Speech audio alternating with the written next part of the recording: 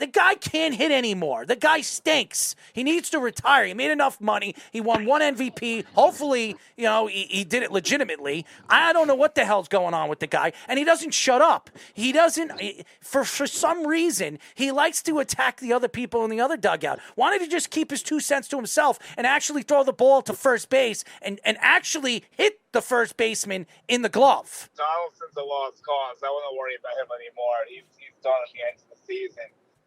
But yeah, for the lineup from top to bottom, it's pretty putrid. We're going to be honest here, like you said. It's just been a bad construction.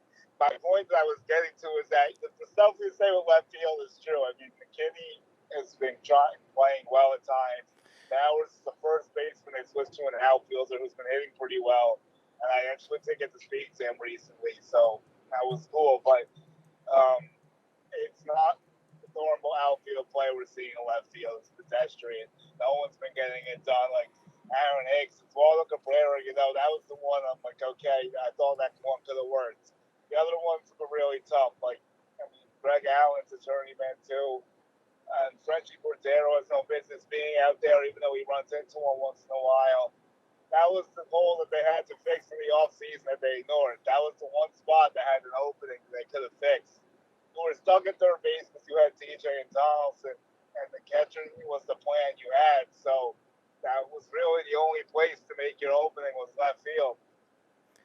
Billy McKinney, okay? And by the way, we are talking to Somerset Patriots reporter, Dugout Station Yankees podcaster, host Julian Guilarte. Julian, in the last 15 games, 29 at-bats, 6 runs, 6 hits, 1 home run, 4 RBIs, and he's batting .207.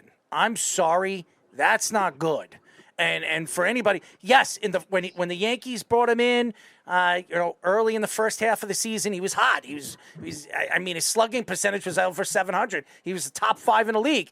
Ever since the second half started, this guy has been horrible. He has been horrible, and everybody says, well, look at the last 7 games. He's got 11 at-bats and 5 runs and 1 home run. He's batting .273. He shouldn't be starting for the Yankees. That's ridiculous. And to me, everybody wants to blame Brian Cashman. This isn't Brian Cashman's fault because, hey, you know what? The players that he's brought in are not producing. They usually do as far as the lineup. It's the pitchers. The pitchers are producing this year. It's the lineup that's not producing. So you can't blame Brian Cashman as much as every Yankee fan wants to say, it's Brian's fault. He's out of his league. Get rid of him. I think he's made some poor roster decisions, though. I really do. I really think that, not handling the left field was not great. Donaldson was a questionable move because the money on the contracts. I thought he was going to be a lot better, too, honestly. I really did think he was going to be better. Always kind of weird. IKF has played a lot, too. He stinks. But I don't think they made that trade. They just wanted to get rid of Gary Sanchez. He was having problems in the locker room. They needed to make a move. Sanchez, though. That's why I don't understand that deal. They could have just dumped Gary and now they had to pay him. They could have just not censored him. That's why I don't understand why they went through all those theatrics. But that's another story, I guess. I don't know. Well, speaking of something interesting, Willie Calhoun is rehabbing with the Patriots. But I have no idea if he's actually going to make it back to the Yankees. Because I'm not sure if there's a spot for him anymore. I figure Judge takes Bowers or McKinney's spot, most likely. Or I guess Allen, too, in theory. Maybe Allen goes. But you need someone that can run a little bit in the bench, so that's interesting. I'm not sure if we'll see Calhoun again. But he was doing okay for a time. Another guy who they took a shot on, too. So, I don't know. It's been like throwing names in the hat, just randomly stepping up in certain instances. So, in terms of Brian Cashman and Aaron Boone's job security, obviously this is the last year of his deal. Cashman just got a new deal. What do you think about those? I think that Boone has a little bit to worry about. Yeah, I do too. They all fired Lawson, so that was the first domino to fall.